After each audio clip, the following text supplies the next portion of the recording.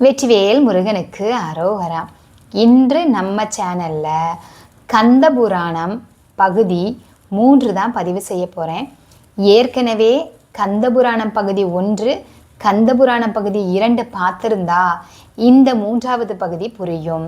அதாவது சிலர் கேட்டிருந்தாங்க கந்தபுராணத்தை நீங்கள் போடுங்க அப்படின்னு சொல்லிட்டு. அதனால தான் கந்தபுராணத்தை படித்து போட்டுக்கிட்டு இருக்கேன். இந்த கந்தபுராணத்தை பார்க்க பார்க்க கேட்க கேட்க மனதில் தைரியமும் நம்பிக்கையும் வரும். அதே மாதிரி ஆண்டவனுடைய திருவிளையாடுகள் நிச்சயமாக நமக்கு புரியும். அதனால் நீங்கள் கண்டிப்பாக ஒவ்வொரு பகுதியும் கேளுங்க. உங்களுக்கு முருகனுடைய அருளும் ஆசீர்வாதமும் கிடைப்பதோட மனதில் நம்பிக்கையும் தைரியமும் நிச்சயமாக வரும். அதாவது இன்று நம்ம பார்க்க போகிறது வீரர்களுடைய தோற்றம். கந்தபுராணம் பகுதி 3 கைலாசத்தில் வீற்றிருந்த உமாதேவி அஞ்சி அந்தப்புறத்திற்கு ஓடியவள் முருகப்பெருமான் தோற்றத்தை கேட்டு மகிழ்ச்சி அடைந்தாள். 30 முக்கோடி தேவர்களின் முறையீட்டினாலே ஆண்டவன் அந்த 6 பொறிகளையும் அடக்கி திரும்ப பெற்றனேன் என்பதை அறிந்து மீண்டும் எம்பெருமானிடத்தில் வந்தாள். நஞ்சை இன்றவன் நெற்றி நாட்டத்தினால் நல்கும் வெஞ்சுடற்பொறி வெண்மையை ஆற்றலல் விமலை செஞ்சிலம்படி தாக்கலின் நவமணி சிதற அஞ்சி ஓடினள். இத்திறம் உணர்ந்தனள் அகத்துள். நஞ்சையீன்ற நீலகண்டன் எம்பெருமான் நெற்றி நாட்டத்து பொறிகள் எங்கும் சிதற அதனை கண்டு அஞ்சி சிலம்பின் பரல்கள் சிதற அந்த புறத்திற்கு ஓடியவள் பின்னால் நிகழ்ந்ததை அறிந்து கொண்டாள். மாயவன் முதல் இந்திர தேவர்கள் எல்லாம் எம்பெருமானிடத்தில் குழந்தையை அருள வேண்டும் என்று ஏற்க நெற்றிக்கண்ணிலிருந்து 6 தீப்பொறிகள் எழுந்து சரவண பூந்தாடகத்தில் 6 குழந்தைகளாக வீற்றிருந்தார்கள். ஆண்டவன் அருளால் 6 பொறிகளும் அவ்வாறு இருப்பதை அம்பிகை தெரிந்து கொண்டாள். அடுத்ததான் அம்பிகை தந்த சாபத்தை பற்றி பார்க்க போகிறோம். தாயும் தந்தையும் சேர்ந்துதான் குழந்தை பிறக்க வேண்டும். ஒருவனுக்கு 2 மனைவிகள். ஒருத்தியிடம் சார்ந்து குழந்தை பிறந்தால் மற்றொருத்திக்கு பொறாமை உண்டாகும். தனக்கு எம்பெருமான் மூலம் குழந்தை பிறக்காமல் இவ்வாறு நெற்றி நாட்டத்தில் இருந்து குழந்தை பிறந்ததற்கு காரணம் தேவர்களின் அவசர கோலமே என்று உணர்ந்தாள் எம்பெருமாட்டி. அப்போது தேவர்களின் மனைவிகளுக்கு எல்லாம் குழந்தை இல்லாது போகட்டும் என்று சாபமிட்டாள். இந்திரன், பிரம்மன், திருமால் போன்ற தேவர்கள் என்னிடத்தில் குழந்தை உண்டாகாமல் செய்தார்கள். அவர்களுடைய மனைவியர்களுக்கு குழந்தை இல்லாமல் போகட்டும் என்று சபித்தாள். அதுவரைக்கும் குழந்தைகள் உண்டு. மகாவிஷ்ணுவுக்கு பிரம்மாவும் மன்மதனும் பிறந்தார்கள்.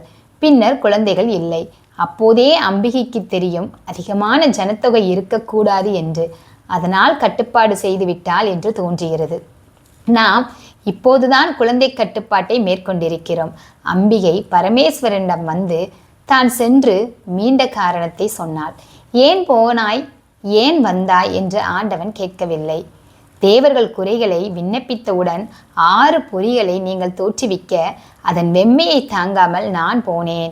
மீண்டும் நீங்கள் அந்த வெம்மையை அடக்கியதனால் தான் வந்தேன் என்று அம்பிகை சொன்னாள். அப்போது பரமேஸ்வரன் மகிழ்ச்சியை அடைந்து அம்பிகையை தன் வாம பாகத்தில் அமர்த்தி கொண்டான். கண்ணி இங்கனம் பகர்தலும் கருணை செய்தருளி தன்னிடத்தில் இருந்தினள்.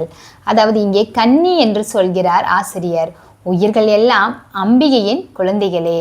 இவ்வளவு குழந்தைகள் இருந்தாலும் அம்பிகை கன்னிதான். அவள் திருவயிற்றில் இருந்து எந்த குழந்தையும் பிறப்பதில்லை என்றாலும் உலகத்தை எல்லாம் அவள் பெற்றவள். இவ்வாறு சொன்னதற்கு காரணம் எல்லாவற்றையும் உண்டாக்குகின்ற மூலப்பொருள் ஆதிசக்தி என்பதுதான். உலகத்து உயிர்களை எல்லாம் ஈன்றும் கூட அவள் கன்னியாக இருக்கிறாள் என்று சொல்கிறாங்க.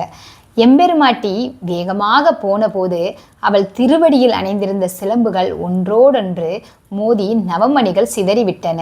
அப்படி சிதறுண்ட நவமணிகளை பரமேஸ்வரன் பார்த்தான். அவற்றில் அம்பிகையின் பிம்பம் தோன்றின.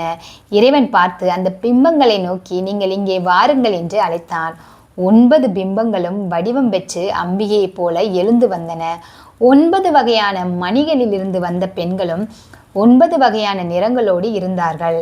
முத்திலிருந்து வந்தவள் நித்திலவல்லி, பவளத்திலிருந்து வந்தவள் பவளவல்லி, மாணிக்கத்திலிருந்து வந்தவள் மாணிக்கவல்லி, இப்படியே கோமேதகத்திலிருந்து வந்தவள் கோமேதகவல்லி, வஜ்ரத்திலிருந்து வந்தவள் வஜ்ரவல்லி, நீலத்திலிருந்து வந்தவள் நீலவல்லி, புஷ்பராகத்திலிருந்து வந்தவள் புஷ்பராகவல்லி, வைரத்திலிருந்து வந்தவள் வைருடியவல்லி, மரகதத்தில் இருந்து வந்தவள் மரகதவல்லி இப்படி தோன்றியது. இப்படி 9 மாதர்கள் 9 வடிவத்தோடும் 9 நிறத்தோடும் இறைவன் முன்னால் வந்தனர்.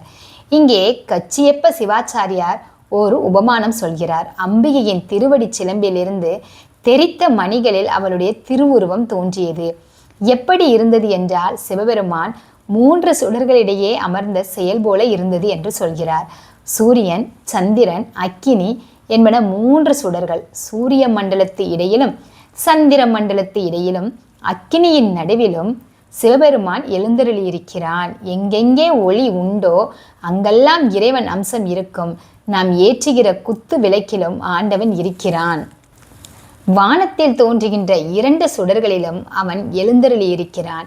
இறைவனை பரஞ்சோதி என்றும் சொல்வார்கள். எல்லா வகையான ஒளிகளுக்கு மூலமாகவும் மிக பெரிய ஜோதியாகவும் விளங்குபவன் அவன். அவன் சூரிய சந்திரர்களாகவும் விளக்கில் ஒளியாகவும் எழுந்தருளியிருக்கிறான்.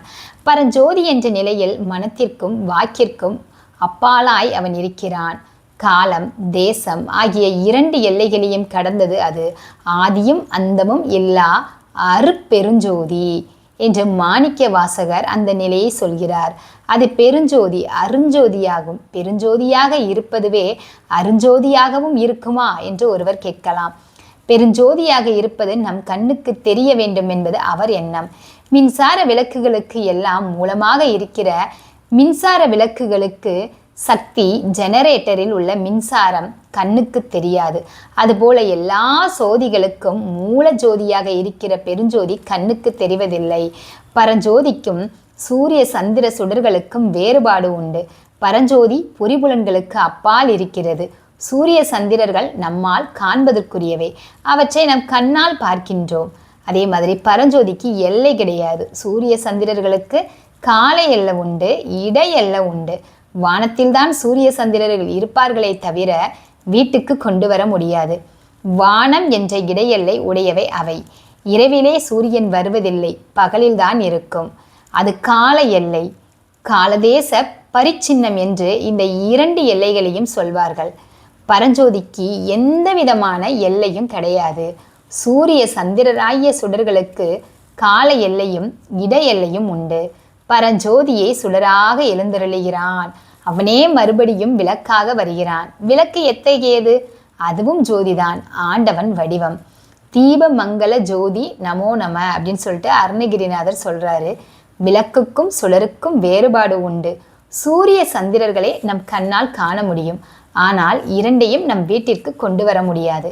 நமக்கு வேண்டிய காலத்தில் வேண்டிய இடத்தில் அழைத்து பயன் கொடுக்கும்படி செய்ய முடியாது. விளக்கோ அப்படி கிடையாது. நாம் விருப்பப்படி எந்த இடத்திலும் ஏற்றலாம், எந்த காலத்திலும் ஏற்றலாம். நம்முடைய வசதிக்கு ஏற்றபடி இடம், காலம் எனும் எல்லைகளுக்கு அகப்பட்டு வருவது விளக்கு.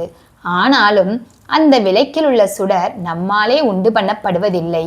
திரியை திரிக்கலாம், எண்ணெய் ஊற்றலாம், விளக்கை உண்டு பண்ண முடியாது. ஆண்டவன் பரஞ்சோதியாகவும் சுடராகவும் விளக்காகவும் எழுந்தருளியிருக்கிறான். மாணிக்க வாசகர் ஜோதியே சுடரோ சூழொளி விளக்கே என்று பாடுகிறார். ஜோதியாக இருப்பது சுடராக இறங்கி பின்னும் விளக்காக இறங்கி வருகிற கருணை திறத்தை காட்டுவது அது. அருட்பிரகாச வள்ளலார் இதை வேறு ஒரு வகையில் சொல்கிறார். கீழே இருந்து மேலே போகிறார் அவர். அருள் விளக்கே, அருட்சுடரே, அருட்சோதி சிவமே என்று சொல்கிறார். இவ்வாறு சூரியனாலும் சந்திரனாலும் விளக்கில் சிவபெருமான் எழுந்தருளி இருப்பது போல நவமணிகளுக்குள் எம்பெரும்பாட்டியின் வடிவம் தோன்றின என்றார் சிவாச்சாரியார். ஏன் இந்த உபமானத்தை சொல்ல வேண்டும்? பரமசிவனும் பராசக்தியும் ஒரே மாதிரி இருப்பவர்கள். அவன் எப்படியெல்லாம் இருக்கிறானோ அம்பிகை அப்படியெல்லாம் இருப்பாள். அவன் முச்சுடரின் நடுவில் இருப்பது போல அம்பிகை நவமணியின் நடுவில் இருக்கிறாள். நவமணிகளிலிருந்து வந்த நவசக்திகளை இறைவன் தன்பால் அழைக்க அவர்கள் அவனடியில் வந்து வணங்கினார்கள். 9 மணிகளிலிருந்து வந்த பெண்கள் நிமிர்ந்து ஆண்டவனுடைய அற்புதமான வடிவத்தை பார்த்தார்கள். இறைவன் பேரழகு உடையவன். சிவம் சுந்தரம் என்று வேதம் சொல்லும். அவனுக்கு சுந்தரமூர்த்தி என்ற பெயரும் உண்டு. மகா சுந்தர மூர்த்தியாகிய ஆண்டவனை பார்த்து 9 பெண்களும் வணங்கினார்கள். அவன் அழகில் அவர்கள் மனம் ஈடுபட்டன. அப்படி பார்த்த மாத்திரத்தில் வயிற்றில் கற்பம் ஏற்பட்டது. இதை ரிஷி கற்பம் போன்றது என்கிறார் கச்சியப்ப சிவாச்சாரியார். உமாதேவி இதனை கண்டால், வயிற்றெரிச்சலுக்கு இது போதாதா? தனக்கு குழந்தை இல்லாமல் போய்விட்டது, ஆனால் நவசக்திகளுக்கு உண்டாகிவிட்டன. இதை கண்டு அம்பிகை மேலும் கோபமுற்றாள். முன்னாலே தாபத்தோடு விளங்கினால் தேவர்களுடைய மனைவியர்களுக்கு கற்பம் உண்டாக கூடாதென்று முதலில் சாபமிட்டு இருக்கிறாள். இப்போது நவசக்திகளுக்கு கற்பம் உண்டாயிருக்கிறது, அதனால் சினந்து உண்டான கற்பத்தில் இருந்து குழந்தைகள் பிறத்தல் கூடாது என்று சாபமிட்டாள். முன்பு உலகத்தை எல்லாம் அழிக்க வேண்டும் என்ற ஆசையோடு அழித்தவள் என்று சிவாச்சாரியார் சொல்கிறார். முன்பு விரும்பு அழித்தவள் இப்போது சினைக்கிறாள். நவசக்திகளின் மீது உண்டான கோபத்திலே எனக்கு மாறாக வந்த நீங்கள் பலகாலம் இந்த கற்பத்தோடு விளங்குங்கள் என்று சாபமிட்டாள். அந்த 9 பேர்களுடைய கற்பத்திலும் நவ வீரர்கள் இருந்தார்கள். ஆவதெல்லையில் நடுக்க முச்சஞ்சியே அங்கன் மேவு மாதன்மை வியர்த்தனர். அவ்வியற்பதனில் தேவன தருளினால் தினகரத் திரள் போல் ஓவிலாவிரல் வீரர்கள் இலக்கர் வந்துதித்தார். அம்பியை இவ்வாறு சொன்னவுடன் அந்த 9 மாதர்களுடைய உடம்பெல்லாம் நடுங்கி வியர்வை துளிகள் உண்டாயின. கற்பம் உண்டான மங்கையருக்கு அச்சம் எளிதில் உண்டாகும். குழந்தைகளை வயிற்றில் வைத்துள்ளதை நினைத்ததால் அவர்களுக்கு அந்த நடுக்கம் உண்டாயிற்று. அந்த வேர்வை துளி ஒவ்வொன்றிலிருந்தும் ஒவ்வொரு வீரராக 1,00,000 பேர் வந்து குதித்து விட்டார்கள். அவர்கள் எல்லாம் ஓடி வந்து பரமேஸ்வரன் பாதத்தில் வணங்கினார்கள். அவர்களை நோக்கி பரமேஸ்வரன், மைந்தர்களே, நீங்கள் யாவரும் என் புதல்வனாகிய கந்தவேலுக்கு படை வீரர்களாக விளங்கி அவன் ஏவியதை செய்து கொண்டிருப்பீர்களாக என்று பணித்தார்.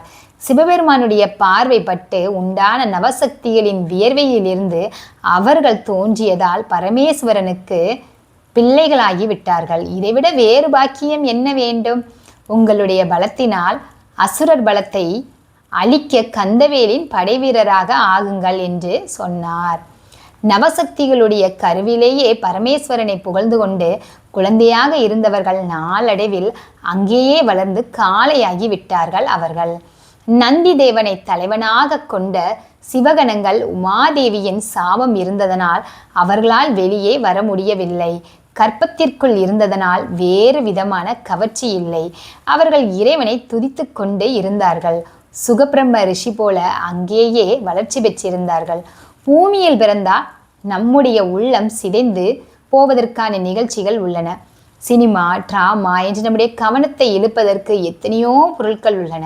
நவசக்தியின் திருவயிற்றில் இருந்த அந்த பிள்ளைகளுக்கோ எந்த விதமான பொழுதுபோக்கும் கிடையாது. ஆகையால் மானசீகமாக தவம் செய்கின்ற பக்குவம் வந்துவிட்டது. அந்த பக்குவமே அவர்கள் வெளியில் வந்த பிறகும் தொடர்ந்தது. சுகபிரம்மம் பிறந்தவுடன் மகா ஞானியாக இருந்தார். தகப்பனாரை விட்டு ஓடத் தொடங்கினார். பிறந்தவுடன் சுகபிரம்மம் ஓடினார் என்றால் அதற்கேற்றபடி அவ்வளவு காலம் வயிற்றில் வளர்ந்து விட்டனர் என்று தெரிந்து கொள்ள வேண்டும். அவரை பார்த்து மாவும் மயிலும் சுகா சுகா என்று கத்தின. வியாச்சாரும் ஓடினர். சுகபிரமம் ஓடிக்கொண்டே இருந்தார். வழியில் ஒரு குளத்தில் பெண்கள் ஆடைகளின்றி நீராடிக் கொண்டிருந்தனர். சுகமுனிவர் ஓடும்போது சும்மா இருந்தவர்கள் வியாசக முனிவர் ஓடி வரும்போது தங்களது ஆடைகளை எடுத்து உடலை மூடிக்கொண்டனர். அதை பார்த்த வியாசர், என்னை விட இளையவன் 16 வயது இளங்காளையாகிய சுகன் முன்னால் ஓடினான். என்னை கண்டவுடன் ஆடைகளை அணிந்து கொள்கிறீர்களே, அவன் ஓடும்போது வெட்கம் உண்டாகவில்லையா என்று அப்பெண்களை கேட்டார். அதற்கு அவர்கள், புடவை கட்டிக்கொள்கிறோம் என்பது உங்கள் கண்ணுக்குத்தானே தெரிந்தது, அவருக்கு ஒன்றுமே தெரியவில்லையே, அதனால் நாங்கள் அவரை கண்டு சும்மா இருந்தோம் என்றார்கள். சுகபிரம்மத்தை போல இந்த நவ வீரர்கள் நவ மாதர்களின் வயிற்றில் நிகரில்லாத காளைகளாக வீற்றிருந்தார்கள். கற்பம் தாங்க முடியவில்லை. சிறு குழந்தையே தாங்க முடியாத வயிற்றில் பருவம் வந்த காளைகளை தாங்க முடியுமா? பிறகு அறுவை வைத்தியம் செய்ய வேண்டும். பெரிய ஆபத்து அல்லவா? நவசக்திகள் பரமேஸ்வரனிடம் முறையிட்டார்கள்.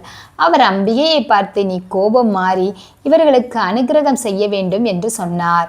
எம்பெருமான் இவ்வாறு சொன்னவுடன் அப்படியே செய்கிறேன் என்று உமாதேவி புன்முறுவல் பூத்தாள்.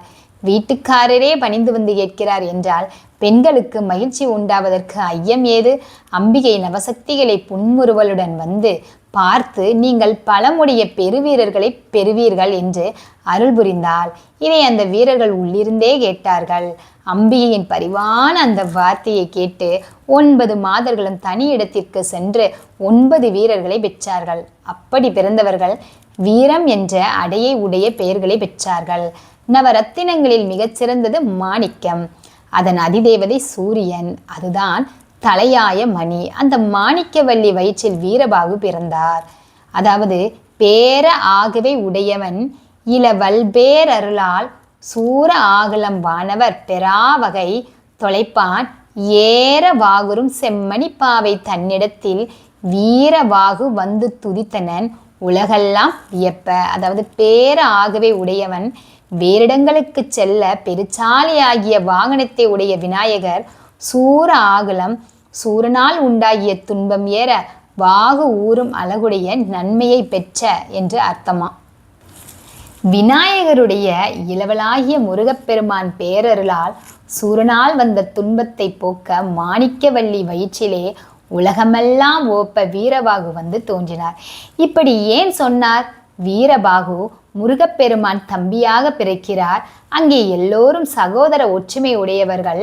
அதாவது தனித்தனியாக பிரிக்கின்றவர்கள் கிடையாது. அதிகமான சகோதரர்கள் இருந்தால் அதிகமான பிரிவினை உண்டாவது உலக இயல்பு. ஆண்டவன் தர்மம். இதற்கு மாறானது சகோதரர் அதிகம் இருந்தால் உறவு அதிகமாகிறது. முருகன் தம்பி வீரபாகு என்று சொல்ல வந்தவர் அவர்களின் குடும்பம் முழுவதையும் சொல்கிறார். வீரபாகுக்கு மூத்தவன் முருகன், அவனுக்கு மூத்தவன் விநாயகர் என்று அந்த குடும்பத்தின் உறவை எடுத்து சொல்கிறார். வீரபாகு வீர தோள்களை உடையவன். பாகு அப்படின்னா தோல். வீரர்களை சொல்லும்போது தோள்களில் வலிமை இருப்பதாக சொல்வார்கள். முகபல பராக்கிரமம் என்று சொல்வதில்லை, புஜபல பராக்கிரமம் என்றுதான் சொல்வார்கள். ஆடவர்களுக்கு தோல் சிறப்பாக இருக்க வேண்டும். மாணிக்கவல்லியிடம் வீரபாகு தோன்றியதை போல தரளவல்லியிடம் வீரகேசரியும், புஷ்பரகா வள்ளியிடம் வீர மகேந்திரனும், கோமேதகவல்லியிடம் வீர மகேச்சுரனும், வைடூரிய வள்ளியிடம் வீரபுரந்தரனும், வைரவல்லியிடம் வீரராக்கதனும், மரகத வள்ளியிடம் வீர மார்த்தாண்டனும், பவளவல்லியிடம் வீராந்தகனும், நீலவல்லியிடம் வீரதீரனும் திரு அவதாரம் செய்தார்கள். இந்த 9 குழந்தைகளை தன்முன் கண்டவுடன் அம்பிகையின் மனதில் வாஞ்சை உண்டாகும் என்று எண்ணினார் சிவபெருமான். அவர்கள் அம்மாவும் அப்பாவும் இருக்கும் அரியணைக்கு சென்று தரிசித்தார்கள். இறைவன் அம்பிகையை பார்த்தான். இந்த குழந்தைகள் நம் குழந்தைகள், மிகவும் அறிவாளிகள், வீரமுடையவர்கள், மானமுடையவர்கள். இவர்கள் புதியவர்கள் அல்ல, நந்திகணத்தை சேர்ந்தவர்கள் இந்த வடிவில் வந்திருக்கிறார்கள் என்று அம்பிகையை நோக்கி திருவாய் மலர்ந்தருளினான். மதி, திரள், மானம் ஆகிய 3ஐயும் அவர்களுடைய இயல்புகள் என்று ஆண்டவன் சொல்கிறான். மதியில்லாத வீரம் பயனுடையது ஆகாது. அறிவில்லாத வீரத்தால் கொலைதான் நிகழும். உடம்பில் உள்ள வீரத்தை விட உள்ளத்தில் உள்ள அறிவின் பலம்தான் சிறப்பு. ஆகவே சிவபெருமான் முதலில் மதியுடையர் என்று சொல்கிறார். ஞானத்தின் பலம் இருந்தால்தான் இந்த நாட்டில் கொண்டாடுவார்கள். ஞானம் பொருந்திய வீரம் உடையவர்கள் என்று சொன்னவன் 3வதாக மானம் என்னும் அருங்கலம் உடையவர்கள் என்று சொன்னான். மானத்தையே ஆபரணமாக கொள்வார்கள் என்றான். அரசனை மானபரணன் என்று சொல்வது வழக்கம். கல்வெட்டுக்களில் அந்த பெயரை காணலாம். மானத்தை ஆபரணமாக கொண்டவன் என்று பொருள். மானம் இல்லாவிட்டால் நிர்வாணமாக போவது போல நினைப்பார்கள். இப்படி எம்பெருமாட்டி உள்ளத்தில் முன்பு இருந்த கோபம் அடியோடு மாறுவதற்கு இந்த பிள்ளைகளை பற்றி எம்பெருமான் இங்கிதமாக எடுத்துரைத்தான். தன் மனைவியின் உள்ளம் குளிரும்படியாக பேசுவது கணவனுடைய கடமை. சிவபெருமானுக்கு பேசவா தெரியாது? இவரெல்லாம் புதியவர்களாக தோன்றிய பிள்ளைகள் என்று எண்ணாதே, இவர்கள் நம் நந்தி கணத்தை சேர்ந்தவர்கள் என்ற உண்மையை உரைத்தான். தேவியும் இந்த நவ வீரர்களை பார்த்து அருள் செய்ய சிவபெருமானும் இந்த 9 வீரர்களுக்கும் 9 வாள்களை கொடுத்தான். உங்களுக்கு முன்பாக தோன்றியுள்ள லட்சம் வீரர்களோடு சேர்ந்து முருகன் சொன்ன பணியை செய்து வருவீர்களாக என்று அருள் செய்ய அவர்களும் இசைந்து பணிந்தார்கள். அடுத்து பார்க்க போகிறோம். முருகனை அழைத்து வரதை பற்றி பார்க்க போகிறோம். கைலாசபதியாகிய பரமேஸ்வரன் அம்பிகையை பார்த்து, உன் குழந்தை சரவணத்தில் இருக்கிறான், அங்கே சென்று அவனை பார்த்து இங்கே அழைத்து வரலாம் வா என்று சொன்னான். பொம்மல் உச்சிடம் நான்முகன் ஆதியோர் புந்தி விம்மல் அச்சிடம் முந்தினம் விளியடை தோன்றி செம்மலர் பெரு சரவணன் திருந்த நின் சேயை இம்மலைக்கனே உய்க்குதும் வருகன இசைத்தான். முருகப்பெருமான் சரவணத்தில் வளர்கிறான். அம்பிகை அவனுக்கும் தனக்கும் சம்பந்தம் இல்லாதவள் போல இருக்கிறாள் அல்லவா? ஆதலால் அம்பிகையை சம்பந்தப்படுத்தி நின்சே என்று கூறினான் சிவபெருமான். வீபீரனை பார்த்து ராமன், குகனோடும் ஐவரானே முன்பு பின் குன்று சூழ்வான் மகனோடு மருவமானே எம் முளை அன்பின் வந்த அகன் அமர் காதல் ஐய நின்னுடும் எழுவரானே புகழ் அருங்கானம் தந்து புதல்வரால் பொழிந்தான் உந்தை என்று சொல்கிறான். தசரதனை உன் தந்தை என்கிறான். அத்தகைய சொல்லாட்சி இது. அம்மையும் அப்பனும் விடை வாகனத்தில் எழுந்தருளி சரவணத்தை அடைந்தார்கள். அங்கே முருகப்பெருமான் திருவிளையாடல் புரிந்து கொண்டிருப்பதை கண்டார்கள் அம்பிகை. முருகப்பெருமான் கிருத்திகை மாதர் 6 தேவிகளுடன் 6 குழந்தைகளாக வெவ்வேறு வகையான திருவிளையாடல்களை செய்து கொண்டிருந்தார். அந்த குழந்தைகளை பார்த்தவுடன் அம்பிகை அருளோடு அணைத்தாள்.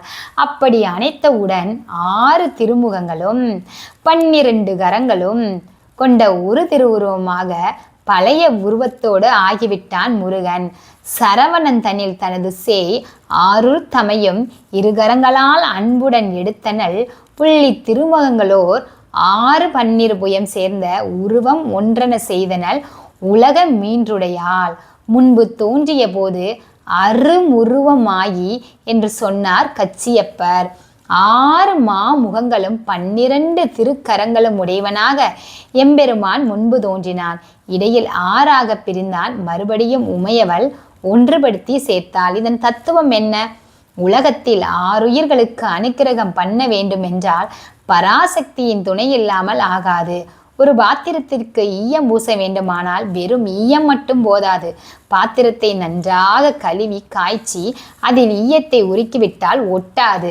நவாசாரம் சேர்ந்தால்தான் ஒட்டும். தனியாக சிவன் அருள் புரிந்தால் போதாது. சக்தியின் அருள் இணைந்திருக்க வேண்டும். அப்போதுதான் காரிய சித்தியமாகும். கருணை என்பது பராசக்தியின் உருவம். பராசக்தியின் சம்பந்தம் இல்லாவிட்டால் உலகத்தில் உயிர்களுக்கு கருணை கிடைக்காது. பரமேஸ்வரன் ஞானமூர்த்தி, அம்பிகை கருணாமூர்த்தி. ஞானமும் கருணையும் இணைந்தால்தான் பயன் உண்டாகும். அம்பிகை கருணை வடிவினல் என்பதை அருளது சக்தியாகும் அருந்தனக்கு என்று சாஸ்திரம் சொல்கிறது. எப்படி கண்ணிலே சுடும் தண்ணீரிலே குளிர்ச்சியும் இருக்கின்றனவோ அப்படியே சக்தன் ஆகிய பரமேஸ்வரனிடத்தில் சக்தி இருக்கிறது. அந்த அருள் இன்றேல் சிவபெருமானால் ஒன்றும் செய்ய முடியாது. சிவம் எனும் பொருளும் ஆதி சக்தியோடு சேரின் எத்தொழிலும் வல்லதாம், அவள் பிரிந்திடின் இயங்குதற்கும் அரிதாம் என்று சங்கராசாரியார் பாடுவார். உலகம் தோன்றும் முன் இறைவன் சக்தியை வெளிப்படுத்தினான். இறைவனுடைய துணை இருந்தால்தான் படைப்பு உண்டாகும். பெண் உரு ஒரு திறன் ஆகின்று அவ்வுரு தன்னுள் அடக்கி காக்கினும் காக்கும் என்ற புறநானூறு சொல்கிறது. ஒரு பாகத்தில் அம்பிகையை வைத்திருக்கிறான் இறைவன். பிரளய காலத்தில் அந்த பெருமாட்டியை தனக்குள்ளே அடக்கிக் கொள்வான். எந்தை சக்திகள் உயிரெல்லாம் ஒடுங்குறும் எல்லை முந்து போல ஒன்றாகியே கூடிய முறைபோல் அந்தம் இல்லாதோர் மூவிரு வடிவம் ஒன்றாகி கந்தன் என்று பெயர் பெற்றனன் கௌரிதன் குமரன். கந்தன் என்பதற்கு சேர்க்கப்பட்டவன், ஆகர்ஷணம் பண்ணுகிறவன், வெளிப்பட்டவன், ஒன்றுபடுத்தப்பட்டவன் என்று பல பொருள் சொல்வார்கள். பல சக்திகள் விரிந்து பறந்தன. பின்பு சங்கர காலத்தில் எல்லா சக்திகளும் ஒடுங்கின. அதுபோல் 6 குழந்தைகளாக இருந்த முருகன் இப்போது பராசக்தியினால் ஒன்றாக ஆக்கப்பட்டான். பிரளய காலத்தில் உயிர்கள் எல்லாம் ஒன்றுபடுவது போல முருகன் ஒரு வடிவம் உடையவன் ஆனான். அம்பிகையினால் ஒன்றானமையின் இங்கே கௌரி தன் குமரன் என்றார். பிரளய காலத்தில் எல்லாவற்றையும் தனக்குள் அடக்கி கொண்டு ஆண்டவன் தனியாக இருக்கிறான். அப்போது அவனுக்கு நல்ல ஓய்வு. பிறகு உலகமெல்லாம் வெளிப்பட வேண்டும் என்று எண்ணுகிறான். தானாகவே வெளிப்படுத்த முடியாது என்று தெரிந்து தன்னுடைய சக்தியை முதலில் வெளிப்படுத்துகிறான். அருவமாக இருக்கிற பரமேஸ்வரன் முதல் அருவுருவாக சிவலிங்கமாக தோன்றுகிறான். அப்பால் ஒரு பாதி அம்பிகை, ஒரு பாதி தானாக அர்த்தநாரீஸ்வரன் ஆகிறான். சக்தி பாதி சிவன் பாதியாக இருக்கிறான். மாதிரிக்கும் பாதியன் என்று சொல்வது வழக்கம். இறைவன் எடுக்கும் வடிவங்களுக்கு இந்த அர்த்தநாரீஸ்வர வடிவம்தான் பழையது.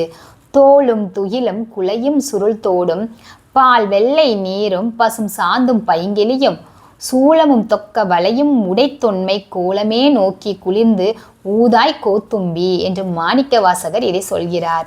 இந்த கோலம் தொன்மையான கோலம். வலப்பாகத்தில் தோளும் இடப்பாகத்தில் புடவையும் வலப்பாகத்தில் சங்கு குலையும் இடப்பாகத்தில் ஓலையும் வலப்பாகத்தில் திருநீரும் இடம்பாகத்தில் பசுஞ்சாந்தும் வலப்பாகத்தில் சூளமும் இடர்பாகத்தில் கிளியும் அமைந்த பழைய திருக்கோலம் இது. படைப்பு காலத்தில் இவ்வாறு ஆண்டவன் மாதிரிக்கும் பாதியன் ஆகிறான். ஆதலின் தொன்மை கோலம் என்றார். இதை பழைய சங்க நூலாகிய 500 சொல்கிறது. ஆண்டவன் முதலில் உலகத்தையெல்லாம் படைப்பதற்கு முன் தனக்கு உருவத்தை படைத்து கொண்டான். தான் வடிவம் உடையவன் ஆனான். அந்த வடிவத்தில் ஒரு பாதி சக்தி, ஒரு பாதி தானாக இருந்தான். நீல மேனி வாலிலை பாகத்து ஒருவன் இருதால் நிலக்கீழ் மூவகை உலகம் முகிழ்த்தன முறையே. நீல மேனியை உடைய அம்பிகையை ஒரு பாகத்தில் உடையவன் பெருமான். அவனுக்கு 2 தாள். அந்த தாள்களின் நிழலில் அந்தர் மத்திய பாதலம் என 3 உலகமும் தோன்றின என்று சொல்கிறார். அறையும் அறையும் சேர்ந்த ஒன்று, அதிலுள்ள 2 தாள்கள் அங்கிருந்து 3 உலகமும் தோன்றின என்று என் அலங்காரம் வரும்படியாக பாடுகிறார். பாரதம் பாடிய பெருந்தேவனார் என்ற புலவர் மூவகை உலகம் என்பதற்கு சிவதத்துவம், வித்யா தத்துவம், ஆன்ம தத்துவம் என்று சொல்லலாம். அம்பிகை அருளினால்தான் உலகம் விளங்கும்.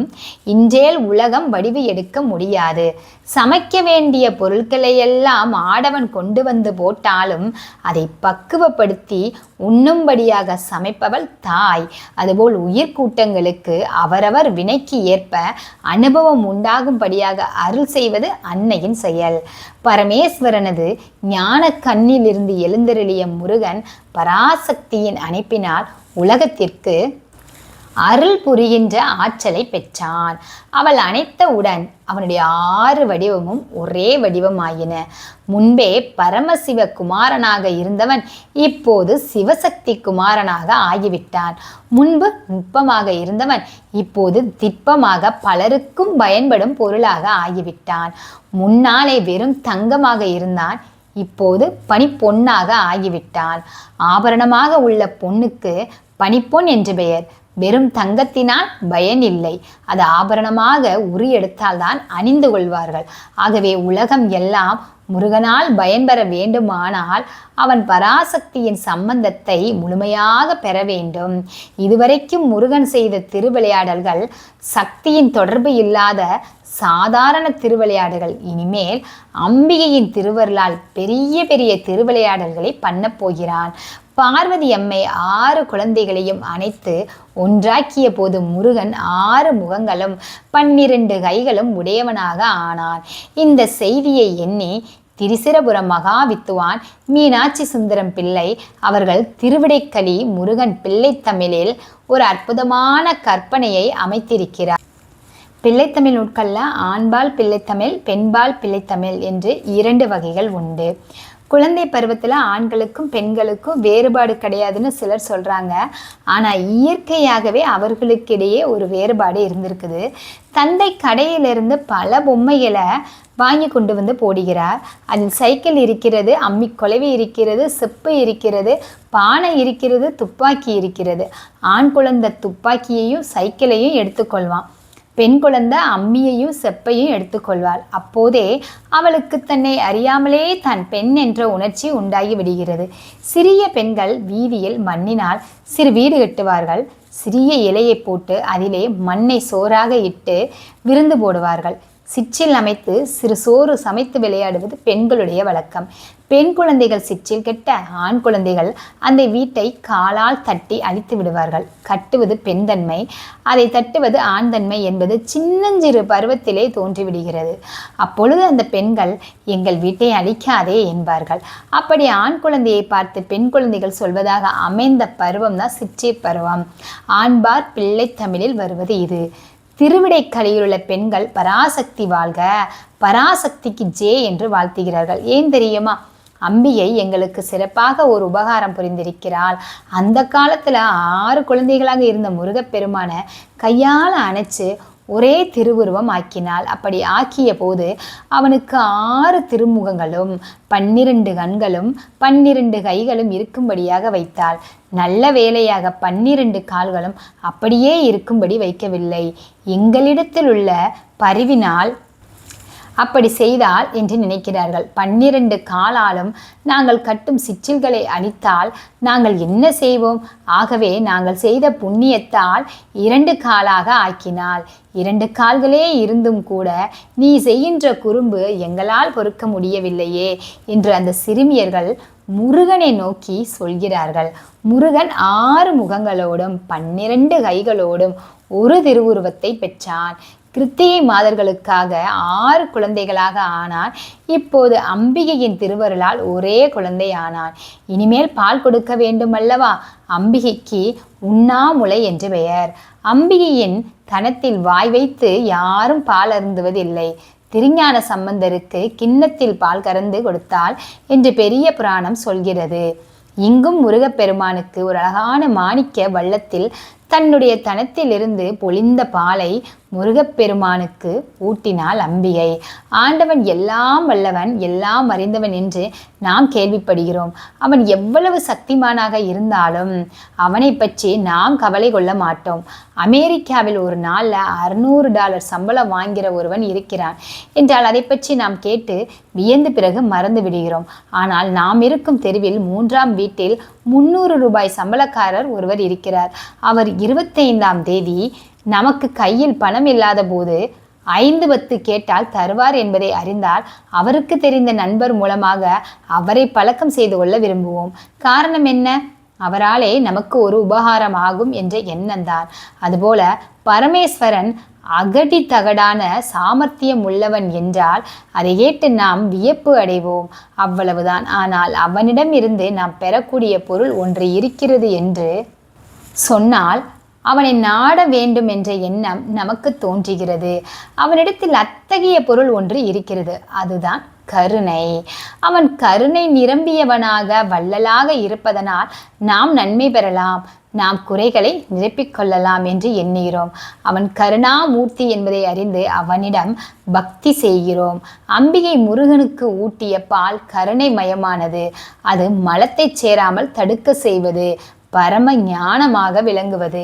ஞானத்தில் 2 வகை உண்டு, பரஞானம் அபரஞானம் என்பவை. அவை இறைவனை அறிந்து அவனோடு ஒன்றுபடுவதற்குரிய அறிவு எதுவோ அதுவே பரஞானம். மற்றவையெல்லாம் அபரஞானம். வாலறிவு பரஞானம், நூலறிவு அபரஞானம். இங்கே அம்பிகையின் பாலாக இருப்பது பரஞானம், பரமபோதம் என்று கச்சியப்ப சிவாச்சாரியார் சொல்கிறார். ஞான சொருபியாக விளங்குகின்ற முருகப்பெருமானுக்கு பின்னும் கருணையும் ஞானமும் நிரம்புவதற்காக அம்பிகை தன் பாலை ஊட்டினார். இறைவனிடம் குழந்தையை கொடுத்தால் இறைவி. பரமேஸ்வரன் அவனை வாங்கி கொண்டான். தனக்கும் அம்பிகைக்கும் இடையே அவனை அமர்த்தினான். இவ்வாறு பரமேஸ்வரனும் அம்பிகையும் வீற்றிருக்க இடையிலே கந்தன் இருக்கிற போது மூவரையும் சேர்த்து ஒரு மூர்த்தியாக எண்ணுவார்கள். சோமஸ்கந்தமூர்த்தி என்று சொல்வார்கள். உமையுடனும் ஸ்கந்தனுடனும் கூடியவன் என்று பொருள்.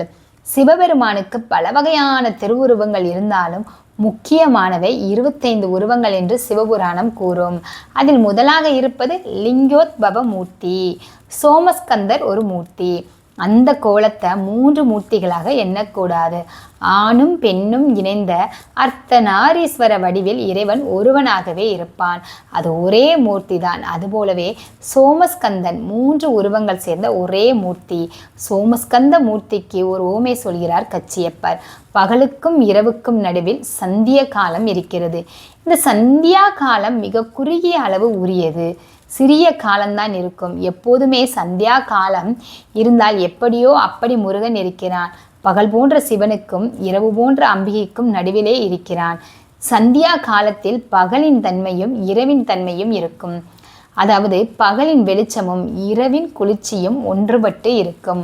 அவ்வாறே முருகப்பெருமானிடத்தில் சிவபெருமானின் ஞானமும் அம்பிகையின் அருளும் கலந்து இருக்கின்றன. சிவபெருமானின் 5 முகங்களும் அம்பிகையின் ஒரு முகமும் சேர்ந்து 6 முகங்கள் ஆயின. சோமஸ்கந்த மூர்த்தி தான் எல்லோருக்கும் மிகுதியான கருணை புரிவார். மனைவி மக்களோடு வாழ்கிறவர்களுக்குத்தான் மற்ற குடும்பங்களிடத்தில் பரிவு உண்டாகும். அதுபோலத்தான் மகனுடனும் மனைவியுடனும் இருக்கும் கோலத்தில் சோமஸ்கந்த மூர்த்தியாகி அருளை வழங்குகிறான் சிவபெருமான். சிவபெருமான் தனியாக இருக்கும்போது அருள் அடங்கி நிற்கும், ஞானம் ஓங்கி நிற்கும். உமாதேவியோடு வந்த பிறகு அருள் பொங்கி வரும். முருகனோடு சேர்ந்தபோது அது வெள்ளமாக பாயும். சிவபெருமான் கோவிலில் பல விழாக்கள் உண்டு. ஒவ்வொரு விழாவிலும் ஒவ்வொரு வகையான மூர்த்தி எழுந்தருளுவார். எல்லா விழாக்களுக்கும் மேலான திருவிழா தேர் திருவிழா. அதையே பிரம்மோற்சவம் என்று சொல்வார்கள். தேர் திருவிழாவை ஜனநாயக விழா என்று சொல்ல வேண்டும். கோவிலுக்குள்ளே போக முடியாதவர்களும் திருத்தேரை இழுத்து அந்த விழாவில் பங்கு கொள்ள முடியும். முன்காலத்தில் சில சாதியர்களை கோவிலுக்குள் விடமாட்டார்கள் என்றாலும் தேர் திருவிழாவில் அவர்களும் கலந்து கொண்டு தேரை இழுக்கலாம். இங்கே வடம்பிடித்து இழுத்தால் அங்கே மோட்சத்தில் இடம் பிடிக்கலாம் என்று நம்புவார்கள். இப்படி எல்லோருக்கும் பயன்படுகின்ற இத்திருவிழாவில் ரதோற்சவத்தில் தேரின் மேலே எழுந்தருளுகின்ற மூர்த்தி யார் தெரியுமா? அவர் சோமஸ்கந்த மூர்த்தி. திருவாரூரில் எழுந்தருளியுள்ள தியாகராஜ மூர்த்தி சோமஸ்கந்தரே. ஒவ்வொரு சிவன் கோவிலிலையும் சோமஸ்கந்தருக்கு சந்நிதி இருக்கும். அவரை நாயகர் என்று சொல்வார்கள். எல்லோரும் காண திருத்தேரில் வருகின்ற ஆண்டவன் நாம் எல்லாம் குடியும் குடித்தனமுமாக வாழ வேண்டும் என்பதை காட்டுவதற்காகத்தான் அவ்வாறு எழுந்தருளுகிறான். நங்கடம்பனை பெற்றவன் பங்கினன் என்று சோமஸ்கந்த மூர்த்தியை பார்த்து பாடுகிறார் அப்பர் சுவாமிகள். அந்த காலத்துல எல்லோரும் தேர் விழாவில் ஈடுபடுவார்கள். இந்த காலத்துல தேர்தல் விழாவில் தான் கூட்டம் கூடுது. அப்படிதானே? அம்பிகை சில சமயம் கோபம் வந்தா ஓடி விடுவதை பார்க்குறோம். அவ்வாறு ஓடாமல் இருக்க இப்போது முருகன் வந்து விட்டான். அம்மையையும் அப்பனையும் பிணைப்பதற்காக ஒரு சங்கிலி போல அவன் எழுந்தருளி இருக்கிறான். முருகன் வந்த பிறகு அம்பிகைக்கு கோபமே இல்லை. அம்மையையும் அப்பனையும் வணங்காமல் முருகனை வணங்கினால் கூட அவர்களுக்கு மகிழ்ச்சி உண்டாகும். குமரகுருபர சுவாமிகள் வைத்தீஸ்வரன் கோவிலில் உள்ள முருகப்பெருமானை பற்றி ஒரு பிள்ளைத்தமிழில் பாடியிருக்கிறார். அங்கே ராமனும் லக்குமணனும் வந்து வழிபட்டு இருக்கிறார்கள். சிவபெருமானுக்கு தீராத வினை தீர்த்த தம்பிரான் என்று பெயர். அம்பிகை தையல் நாயகி. அங்கே எழுந்தருளியிருக்கும் முருகனுக்கு முத்துக்குமார சுவாமி என்று பெயர். 3 பேர்களுக்குமே அங்கே சிறப்புண்டு. அத்தகைய தலத்திற்கு திருமால் முதலிய தேவர்கள் மனித வேடம் புனைந்து வந்தார்களாம். வரிசையா நின்றார்களாம். காலில் தலைய வேட்டி கட்டி இருந்தாங்களாம். அப்போது நாரதர் அங்கே வந்தார். அவருக்கு அடையாளம் தெரிந்து விட்டது. மெல்ல மெல்ல அவர்களுக்கு அருகில் போய் இங்கே வந்து இப்படி நிற்கிறீர்களே என்று கேட்டார். இங்கே எம்பெருமானுடைய திரு ஓலக்கத்தை காண வேண்டும் என்ற ஆசையோடு நிற்கிறோம். பூமியில் தானே அவருடைய செல்ல பிள்ளைகள் இருக்கிறார்கள். ஆகையால் இங்கு தரிசிக்க வேண்டும் என்று வந்திருக்கிறோம் என்று சொன்னார். நாரதர் இங்கே சுவாமியை தரிசித்து பிறகு அம்பிகையை தரிசித்து எப்போது ஊருக்கு போவீர்கள்? நான் சுருக்கமான வழியை சொல்கிறேன் என்றார். என்ன வழி என்று அவர்கள் கேட்டார்கள். வேறு ஒரு சன்னதியை சொல்கிறேன். அங்கே போய் நீங்கள் தரிசித்தால் அம்மைக்கும் அப்பனுக்கும் மிகவும் சந்தோஷம் உண்டாகும். இந்த 2 பேருக்கும் மிக பிரியமான தெய்வம் அவன்தான் முத்துக்குமார சுவாமி என்று சொன்னார். இப்படி கற்பனை செய்யும்படியாக குமரகுருபரர் பாடுகிறார். மீனேறு குண்டகலி தீவாய் மடுத்ததனி வில்லியார் இளவலோடும் விதிமுறை வணங்க சடாயுபுரியிற் கருணை வெள்ளமன வீச்சிருக்கும் ஆனேருயர்த்திட்ட ஐயருக்கும் அம்மைக்கும் அரும்பருந்தாகி நின்ற ஆதி பிராணனென்று மும்முதற் கடவுளும் அடித்தொழும் பாற்ற. அதாவது அம்மையின் தன்மையும் அப்பனின் தன்மையும் இணைந்த முருகப்பெருமானை வழிபட்டால் இருவருடைய பேரருள் உண்டாகும் என்பதை அவனுடைய சந்தியா காலம் போல இருந்தான் என்று ஓமை குறிப்பாக காட்டுகிறது. இப்படி மூவரும் அமர்ந்திருந்த போது கார்த்திகை மாதர்கள் அங்கே வந்து எம்பெருமானை வணங்கினார்கள். அவர்களுக்கு கார்த்திகை நட்சத்திரத்திலே விரதம் இருந்து முருகனை வழிபடுகிறவர்களுக்கு சிறப்பு உண்டாகும் என்று ஆண்டவன் அருள் செய்தான். உங்கள் பெயரால் அவனுக்கு கார்த்திகேயன் என்ற நாமமும் உண்டாகும் என்று அருள் செய்தான். கிருத்திகை நாளில் விரதம் இருப்பவர்கள் எல்லா விதமான நலன்களையும் பெறுவார்கள், அழிவில்லா வீட்டையும் பெறுவார்கள். முருகப்பெருமான் திரு அவதாரம் செய்த திருநாள் விசாகம். அதற்கு இல்லாத சிறப்பு கார்த்திகைக்கு உண்டாயிற்று. சென்னை பக்கத்தில் மிகுதியாக கார்த்திகை விரதம் இருப்பார்கள். முருகப்பெருமானுடைய நன்றி உணர்ச்சி இதில் நன்றாக தெரிகிறது. நான் திரு அவதாரம் பண்ணின நட்சத்திரம் விசாகம் ஆக இருந்தாலும் அதற்கு இல்லாத சிறப்பு தன்னை வளர்த்த கார்த்திகை பெண்களின் நட்சத்திரத்திற்கு கொடுத்தான். நாம் நன்றி உணர்ச்சியோடு வாழ வேண்டும் என்பதை இந்த செயலால் ஆண்டவன் காட்டினான். பராச்சர முனிவருடைய சிறுவர்கள் 6 பேர் அந்த சரவண பொய்கையில் மீன்களாக இருந்தார்கள். ஒரு சாபத்தினால் அப்படி ஆனார்கள். ஒரு காலத்தில் அந்த 6 பேர்களும் சரவண பொய்கையின் கரையில் விளையாடி கொண்டிருந்தார்கள். அப்போது குளத்தில் இருந்த மீன்களை பிடித்து கரைகளில் போட்டு சாவ அடித்து விளையாண்டார்கள். பராசரர் சந்தியாவந்தனம் செய்ய அங்கே வந்தபோது தம் மக்கள் செய்வதை கண்டார். அகிம்சையை கடைபிடித்து வாழ வேண்டிய நீங்கள் இப்படி உயிர்களை கொலை செய்தீர்களே, நீங்கள் மீன்களாக போக அப்படின்னு சொல்லி சாபமிட்டுட்டாராம். அவர்கள் அவரை வணங்கி பிழையை பொறுத்து சாப விமோச்சனம் அருள வேண்டும் என்று வேண்டினர். அப்போது சிவபெருமானுடைய குமரன் அருமுகவன் இந்த பொய்கையில் திரு அவதாரம் செய்வான். அம்பிகை அந்த குழந்தைக்கு தன் பாலை வழங்கும் போது அந்த பால் சிந்தி குளத்தில் விழும். சிந்தின பாலை நீங்கள் அருந்துவீர்கள், அப்போது உங்களுக்கு சாப விமோச்சனம் ஆகும் என்று சொன்னார். அதன்படியே அம்பிகை தன் தனத்திலிருந்து பால் கறந்து ஊட்டிய போது சிந்திய பால் துளிகள் அந்த மீன்கள் மீது பட்டுச்சா. உடனே பழைய வடிவம் பெற்ற அவர்கள் அம்பியையும் சிவபெருமானையும் சண்முகநாதனையும் வணங்கினார்கள். அப்போது சிவபெருமான், நீங்கள் திருப்பரங்குன்றத்தில் போய் இருங்கள், முருகன் அங்கே வருகின்ற போது உங்களுக்கு அருள்பாலிப்பான் என்றார். முருகன் திருவிளையாடல்களை பற்றி பார்க்கலாம். பராசக்தியின் அருளோடு இணைந்த பிறகு முருகப்பெருமான் பல திருவிளையாடல்களை செய்ய தொடங்கினான். மேரு பர்வதத்திலே ஏறி கைலாச பர்வதத்தில் தாவினான். மேரு பர்வதத்திலே எடுத்த கல்லால் கைலாச பர்வதத்தை அடித்தான். எல்லோரும் வியக்கும்படியாகவும் நயக்கும்படியாகவும் செய்தான். வீணையை எடுத்து வாசித்தான், புல்லாங்குழலை எடுத்து ஊதினான், மணியை எடுத்து அடித்தான். இப்படி பல திருவிளையாடல்களை செய்து வந்தான். முருகப்பெருமான் கண்ணனை போல புல்லாங்குழல் வாசித்தான். திருமுருகாற்றுப்படையில் நக்கீரர் சொல்கிறார், குழலன் கோட்டன் குறும்பள்ளியத்தன். முருகப்பெருமான் பல வகையான இசைக்கருவிகளை இசைக்க வல்லவன், ஆனந்த நடனம் ஆடுகிறவன். அவன் இவ்வாறு திருவிளையாடல் செய்தபோது எல்லோரும் பார்த்து அஞ்சினார்கள். அவன் மலைகளோடு மலைகளை மோதி பிறர் வியக்கும்படியாக பல திருவிளையாடல்களை செய்தாலும் எந்த உயிருக்கும் சேதம் உண்டாகவில்லை. இப்படி எல்லாம் விளையாடுகிற முருகனை பற்றி பரமேஸ்வரன் அம்பிகைக்கு சொல்லத் தொடங்கினான். நமக்கு 5 முகம் வெளிப்படையாக இருக்கின்றன. அதோடு கீழ்நோக்கும் அதோ முகம் ஒன்று உண்டு. அந்த 6 முகங்களும் சேர்ந்தே 6 முகங்களாக பெற்று நம்முடைய குழந்தை உண்டானான். நான் வேறு அவன் வேறு அல்ல.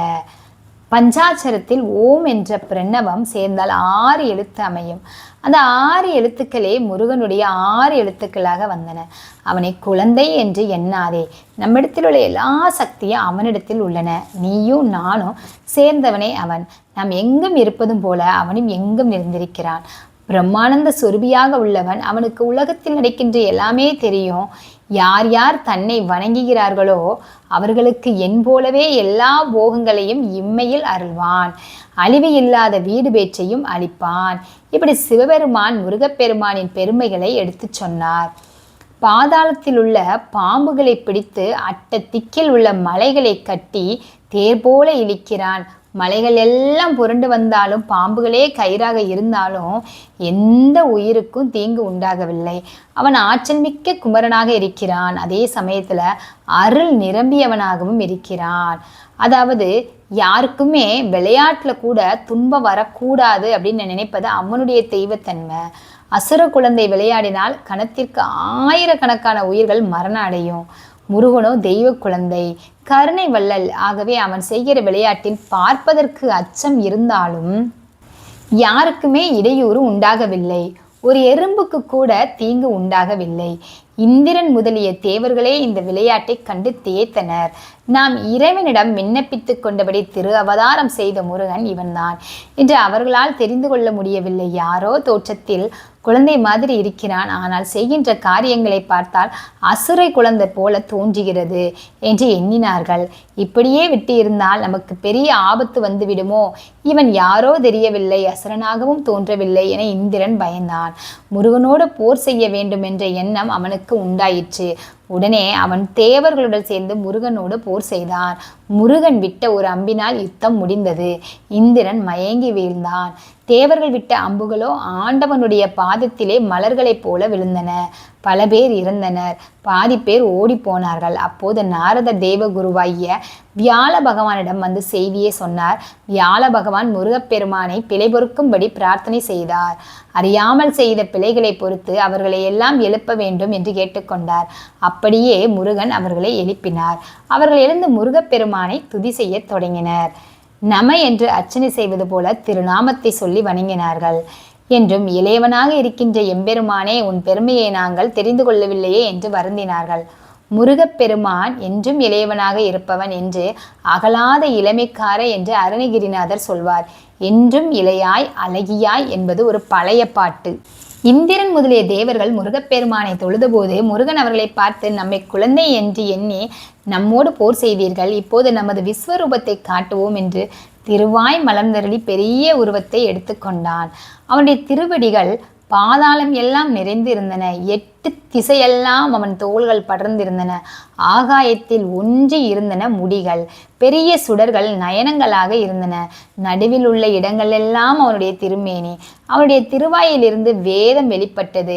உணர்வு எல்லாம் அவன் செவிகளாக இருந்தன. அவனது பக்கத்தில் அயனும் மாலும் தோன்றினார்கள். சிவபெருமானுடன் உமை இருந்தாள். எல்லா தொழில்களையும் செய்கின்ற பரமேஸ்வரன் உயிராக விளங்கினான். இத்தகைய பெரிய வடிவத்தை தேவர்கள் கண்டார்கள். ஆனால் முழு உருவத்தையும் காண முடியவில்லை. அவனது பெரிய வடிவத்திற்கு முன்னால் உலகங்கள் எல்லாம் மிக சிறியவனாக இருப்பதை கண்டு எம்பெருமானின் முழு உருவத்தையும் கண்ணால் காண முடியவில்லையே என்று வருந்தினார்கள். ஆண்டவன் அவர்களுக்கு தன்னை காண்பதற்குரிய கூர்மையான நோக்கினை அருள் செய்தான். அந்த தெய்வ கண்களை கொண்டு ஆண்டவன் அவர்கள் பார்த்தார்கள். அடி முதல் முடிவரைக்கும் பார்த்தார்கள். அவன் திருவுருவத்தில் எல்லா உயிர்கூட்டங்களும் திருமால் முதலிய மூவரும் 30 முக்கோடி தேவர்களும் விளங்க கண்டு வணங்கினார்கள். இந்திராணி தேவர்கள் எவ்வளவு சிறந்தவர்களாக இருந்தாலும் முருகனுடைய பெரிய வடிவத்தை காண முடியாமல் மலைத்தார்கள். பிறகு இறைவன் தெய்வ திருக்கண்களை கொடுத்தவுடன் அவர்களால் பார்க்க முடிந்தது. இறைவனுடைய திருவருளின்றி எதையும் செய்ய முடியாது. ஆண்டவனே எல்லாவற்றையும் உணர்த்துகிறவன். அவன் உணர்த்தவில்லையானால் உயிர்கூட்டங்கள் எதையும் உணர முடியாது. உணரும் இயல்புடையவை ஆன்மாக்கள். அவன் உணர்த்தாவிட்டால் பசுக்கள் எதையும் உணரல் முடியாது. காண்பாரார் கண்ணுதலாய் காட்டா காலே என்று அப்பர் சுவாமிகள் பாடுகிறார். இதுவரைக்கும் நாங்கள் பார்த்த பார்வை சரியான பார்வை அன்று. இப்போது தெளிவாக புரிகிறது. என்னுடைய இடம் என்னுடையது அல்லாத இடம் என்று அல்லவா வேறு பிரித்து பார்த்தோம். இது பிரம்மன் இருக்கும் இடம், இது திருமாலின் வைகுண்டம், இது இந்திரனது அமராவதி என்று வெவ்வேறாக சுட்டிக்காட்டி பார்த்தோம். இப்போதுதான் உண்மை தெரிந்தது. நீ உண்மையை உணர்த்தியதனால் அகிலம் எல்லாம் நீயாக விளங்குவதை கண்டோம். இதுவரைக்கும் இந்த உண்மையை அறியாததற்கு காரணம் எங்களுடைய சிற்றறிவே. உன்னுடைய திருவருளால் தனியான ஞானக்கண்ணை பெற்று உண்மையை உணர்ந்தோம். இதற்கு முன் உன்னை காண முடியவில்லை. இப்போது எங்கே பார்த்தாலும் உன் வடிவம் தவிர வேறு எதையும் காண முடியவில்லை என்று சொன்னார்கள். நாம் இந்த உலகத்தில் இறைவனை தவிர மற்ற எல்லாவற்றையும் பார்க்கிறோம். அவன் நம்மை காட்டிலும் நமக்கு நெருக்கமாக இருக்கிறான். ஆனாலும் அவன் இருப்பதை நாம் நாடுவதில்லை. நம்மை சேர்ந்தவர்கள் மற்றவர்கள் என்று தனித்தனியே பார்க்கும் பொழுது பிறரை சேர்ந்தவர்களையே அதிகமாக காண்கிறோம். ஆனால் இறைவனுடைய திருவருளால் ஆன்மாவுக்கு ஞானம் உண்டாகி பார்வையில் தெளிவு ஏற்பட்டால் எல்லாம் ஒன்றாக தோன்றும். எங்கும் இறைவன் மயமாக தோன்றும். இறைவனுடைய திருவருளால் ஞானம் பெற்ற பிறகு அவருடைய காட்சி மாறுவதை திருமூலர் ஒரு அழகான பாட்டில் சொல்கிறார். அதை சற்று இங்கே பார்க்கலாம். காட்டு வாரியத்தில் வேலை செய்த ஒருவர் முதல் மனைவி இறந்து விட்டதால் 51 வயதில் இரண்டாவது திருமணம் செய்து கொண்டார். முதல் மனைவிக்கு குழந்தையே கிடையாது. 55 வயதில் இரண்டாவது மனைவிக்கு குழந்தை பிறந்தது. அவர் ஓய்வு பெற்றார். அப்போது குழந்தைக்கு 3 வயது. காட்டுப்பகுதியில் அதிகாரியாக வேலை செய்வதராதலின் பல மரங்களை வெட்டி கொண்டு வந்து சேர்த்திருந்தார். அவற்றை கொண்டு ஒரு பெரிய வீட்டை கட்டினார். கருங்காலி மரம், தேக்கு மரம், சந்தன மரம் என்று எல்லாவற்றையும் கொண்டு வந்தார். கருங்காலியை கொண்டு ஒரு பெரிய பீரோ செஞ்சாரு, மேசை செஞ்சாரு. தம்முடைய அருமந்த குழந்தைக்கு என்ன செய்யலாம் என்று பார்த்தார். கடையில் இருக்கிற யானை சிறியதாக இருந்தது. வீட்டிலே கருங்காலி மரத்தை கொண்டு பெரிய யானையை செய்தார். அதற்கு அடியில் சக்கரங்கள் அமைச்சாரு. அவன் அந்த யானை மேல் உட்கார வைத்து தாமே இழுத்தார். அதே ஊரில் வேறு ஒரு பகுதியில் முருக பக்தர் ஒருவர் இருந்தார். அவர் குடும்பத்திற்கு ஒரு கோவில் சொந்தமாக இருந்தது. எப்போதும் முருகனை நினைத்து கொண்டு எல்லா காரியங்களையும் செய்வார். எப்போதும் 600, 6000, 6 லட்சம் என்றே கணக்கு பண்ணுவார். சண்முகநாதனுடைய பக்தர் ஆனதனால் எல்லாம் 6ஆக இருக்க வேண்டும் என்பது அவருடைய நினைப்பு. முதலில் 600 ரூபாயை கொண்டு வியாபாரத்தை தொடங்கினார். 600 6000 பெருகியது. 6000 6 லட்சமாக வளர்ந்தது. முருகப்பெருமான் அருளாலே இவ்வளவு செல்வமும் உண்டாதனால் தம்முடைய குடும்ப கோவிலாகிய முருகன் கோவிலில் சிறப்பாக பல திருப்பணிகளை செய்தார். ஆண்டவனுக்கு தேர் பண்ண வேண்டும் என்ற ஆசை உண்டாயிற்று. ஒரு சிற்ப ஆசாரியை அழைத்து, ஐயா, ஆண்டவனுக்கு ஒரு பெரிய தேரை செய்ய வேண்டும். அந்த தேரில் முருகப்பெருமானின் திருவிளையாடல்களை குறிக்கின்ற சிற்பங்களை அமைக்க வேண்டும் என்று சொன்னார். அந்த சிற்ப ஆசாரி அவரை பார்த்து சொன்னார், ஐயா, உங்கள் விருப்பப்படியே செய்யலாம். தேக்கு மரத்தை காட்டிலும் வைரம் பாய்ந்த கருங்காலி மரம் கிடைத்தால் நீங்கள் சொல்கிற சிற்பங்களை எல்லாம் கோவில்களில் உள்ள விக்கிரகங்கள் மாதிரியே செய்துவிட முடியும். சிறிதளவு எண்ணெய் பூசி விட்டால் அசல் கோவில் விக்கிரகங்களாகவே நமக்கு இருக்கும் அப்படின்னு சொல்றாரு. ரதத்தில் உள்ள சிற்பங்களை பண்ண கருங்காலி மரம் எங்கே கிடைக்கும் என்று பார்க்க போறாரு. ஒரு நாள் அந்த சிற்ப ஆசாரி காட்டுவாரிய அதிகாரியாக இருந்தவரின் வீட்டு வழியாக போனார். அவருடைய பையன் யானையுடன் விளையாடி கொண்டிருந்தான். அந்த யானையை பார்த்தவுடன் அதன் அருகில் போய் நல்ல கருங்காலி மரமா என்று தட்டி பார்த்தார். மோந்து பார்த்தார். ஆகா, அருமையான வைரம் பாய்ந்த கருங்காலி மரம் என்று அதை தட்டி பார்த்தவுடன் சொன்னார். பக்கத்தில் இருந்த குழந்தை அதை கேட்டு, இல்லை, இது என்னுடைய யானை என்றது. விளையாட்டுத்தன்மை உடைய அந்த குழந்தைக்கு அது யானையாகவே தோன்றியது, மரமாக தோன்றவில்லை. இதை திருமூலர் சொல்கிறார், மரத்தை மறைத்தது மாமத யானை. சிறுபிள்ளைக்கு தான் விளையாடுகிற பொம்மையாகிய யானை என்கிற எண்ணமே தவிர மூலப்பொருளான மரம் தெரியவில்லை. யானை விவகாரம் மரத்தை மறைத்து விட்டது. அந்த சிற்பிக்கோ அந்த மூலப்பொருளில் நினைவு ஓடியதால் இது விளையாடுகிற யானை என்பது மறந்து போயிற்று. யானை மரத்தை மறைத்தது, மரம் என்று பார்க்கும்போது யானை மறைத்து விட்டது. அதுபோல மெய்ஞானிகள் இந்த உலகத்தை பார்ப்பார்கள். அவர்கள் எல்லாருக்கும் இறைவன் வடிவமாக தோன்றும். நமக்கு பஞ்சபூதங்களாக தோன்றுகின்றன. பஞ்சபூதங்கள் பரத்தை மறைத்து விட்டன. அவர்களுக்கு பரத்தினில் எல்லாம் மறைந்து போய்விடுகின்றன. இதைத்தான் திருமூலர் அழகாக சொல்கிறார். இந்திர தேவர்கள் இதுவரைக்கும் இறைவனுடைய அருளை பெறாமல் அவர்களுடைய இயல்பான கண்ணால் எல்லாவற்றையும் அறியும் போதும் அவரவர்களுடைய விருப்பு வெறுப்புக்கு ஏற்ப பார்த்தார்கள். இறைவனுடைய திருவருளால் அறிவில் தெளிவு பிறந்த பிறகு எல்லாம் அவன்மயமாகவே கண்டார்கள். இது சொல்கிறார் ஆசிரியர். அருகிலம் இந்நாள் காரும் அகிலமும் நீயே ஆகி உரைதரு தன்மை நீ வந்து உணர்த்தலின் உணர்ந்தாம் அன்றே. பிற ஒரு பொருளும் காணேம் பெரும நின் வடிவமன்றி சிறியாம் யாம் உனது தோற்றம் தெரிந்திட வல்ல மோதான். இந்த பெரிய வடிவத்தை எங்களால் கண்டு தெரிந்து கொள்ள முடியாது. ஆதலின் பழைய வடிவோடு இருந்தருள வேண்டும் என்று அவர்கள் வேண்டினார்கள். அப்படியே எம்பெருமான் தொன்றுள வடிவத்தோடு தோன்றினான். பிறகு அவர்கள் முருகனை பார்த்து, எம்பெருமானே, சூரன் முதலியவர்கள் எங்களுக்கு துன்பம் தருகிறார்கள். அவர்களை அழித்து நாங்கள் உன்னுடைய ஏவல் செய்யும்படி எங்கள் அரசை நீயே ஆட்சி செய்து இருப்பாயாக என்று சொன்னார்கள்.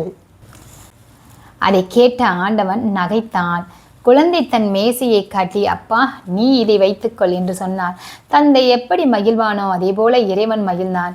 குழந்தைத்தன்மையை உணர்ந்தான். நகைப்பது போல நகைத்தாலும் இந்திரனது அன்பை உணர்ந்தான். அறியாமையையும் உணர்ந்தான். நீ எனக்கு அளித்த நாட்டை உனக்கே தருகிறேன்.